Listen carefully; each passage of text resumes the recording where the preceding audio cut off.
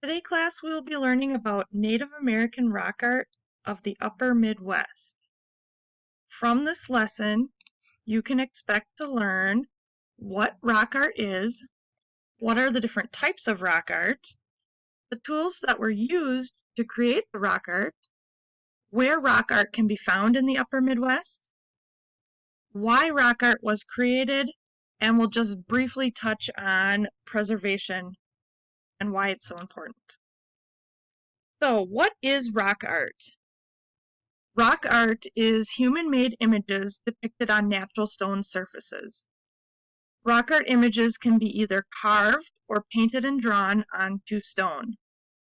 The rock art can be placed on permanent walls of bedrock, such as a cave or rock shelter. Rock art can also be found on portable artifacts such as tablets or pipestone pipes, which are found in Pipestone, Minnesota. Rock art may have been used as a form of communication, storytelling, record of events, or for teaching.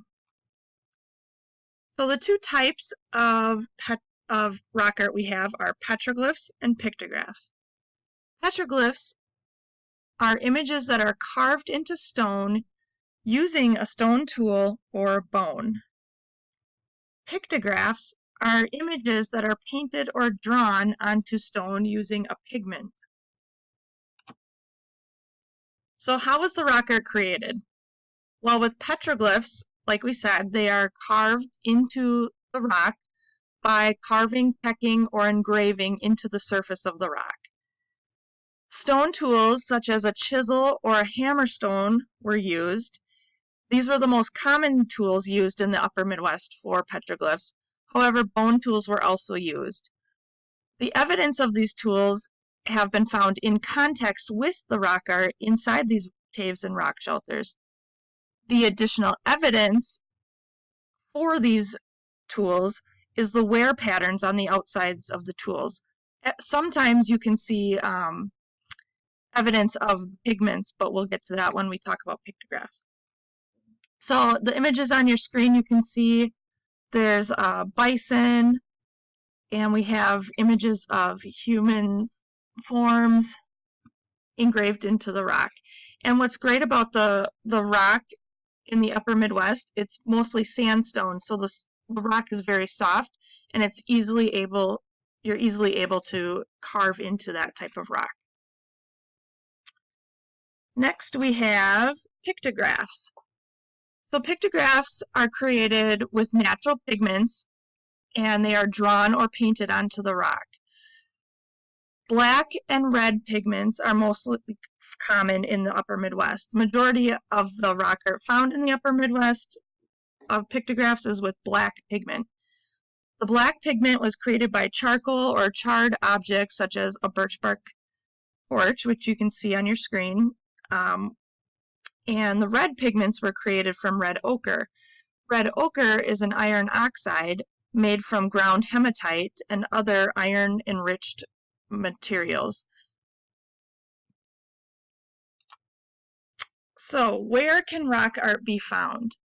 So in the Upper Midwest, there are two main sort of rock formations where rock art can be found. One is caves, which have deep openings. Sometimes they have many different caverns. They may have been used for ceremonial purposes or for some sort of ritual. Caves, however, ideally are not habitable because of their lack of ventilation. If you were to have a fire in there, you'd be smoked out. A lack of sunlight, and an increased chance of flooding. So if there was a flash flood event, all of a sudden, all that water would come rushing in, and you'd flood out the cave. Rock shelters, however, are shallow caves or kind of an rock outcropping on exposed hillsides.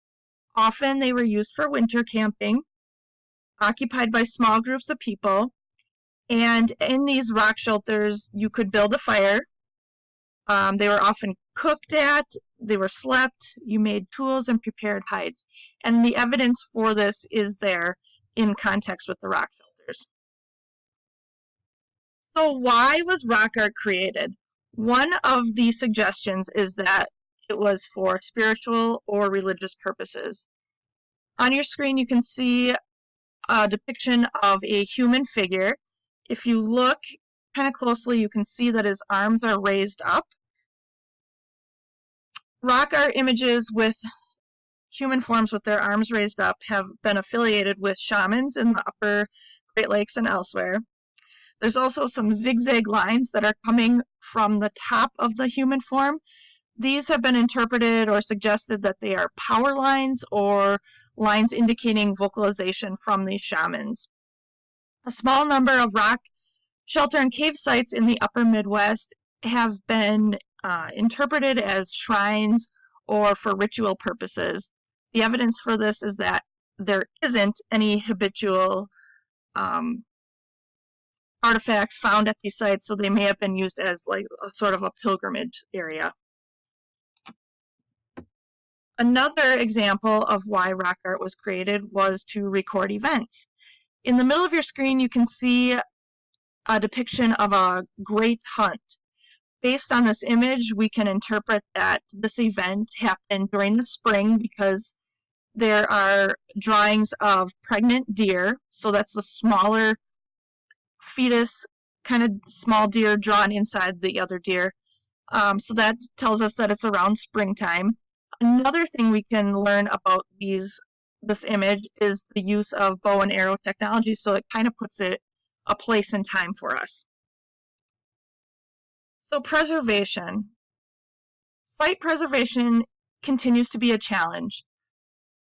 This irreplaceable art is destroyed by people carving or spray painting over or near the rock art. Oftentimes with these sites, the location is not revealed to the public, and in some extreme measures, gates have been created to block off the entrance for these. There are laws out there that the destruction of these historic artifacts is illegal, however, that they're not always enforced. So public outreach and education is a positive approach to how we can preserve these precious sites. So for your activity from this lesson, we are going to create our own rock art pictographs. So we will pass out craft paper to all of you. You will crumple up your craft paper and then try to smooth it back out. This will help kind of replicate the rumples and indentations of the rock surface. And we will also be handing out chalk. We'll hand out black, white, and maybe some red and oranges. With the chalk, you will draw your own pictograph. You can use historic images if you'd like that you've seen, or you can create your own. But here's the catch. We are going to be turning off the lights, and we will be handing out flashlights, and you will need to use the flashlight to light up your area and try to draw your pictograph, simulating a cave experience. Thank you.